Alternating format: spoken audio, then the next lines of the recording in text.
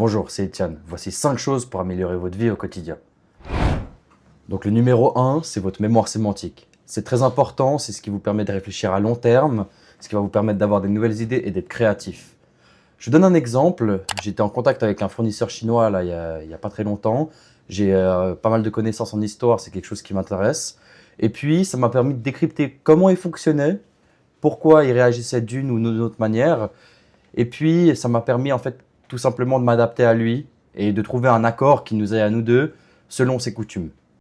Maintenant que vous avez boosté votre mémoire sémantique, l'important c'est de travailler votre créativité.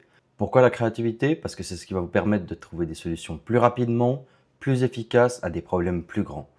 Tout simplement, en travaillant sur votre productivité, vous devez travailler sur votre créativité. Pour ça, ce que je vous conseille, c'est de vous aérer l'esprit. Faites des grandes balades, profitez, allez explorer des nouvelles choses, explorer des thèmes qui n'ont rien à voir et vous aurez de la créativité dans chacun des problèmes que vous allez résoudre.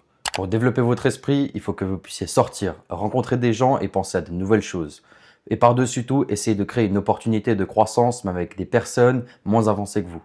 Honnêtement, la meilleure expérience que j'ai eue, c'était avec un vieil homme alors que j'étais en retard à l'école. Le niveau d'expérience en la vie et l'apprentissage des échecs ne se fait qu'avec le temps et rien d'autre.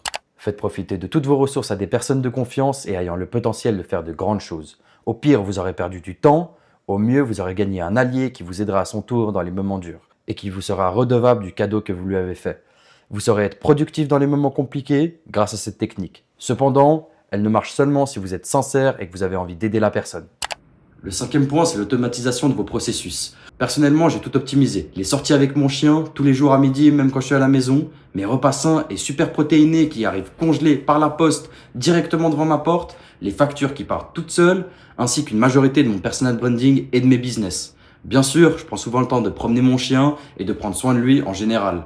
Mais j'ai enlevé l'obligation de la balade principale à midi, qu'il fait du lundi au vendredi avec des chiens d'un ami à moi. Selon votre activité, vous pouvez automatiser certaines choses ou non.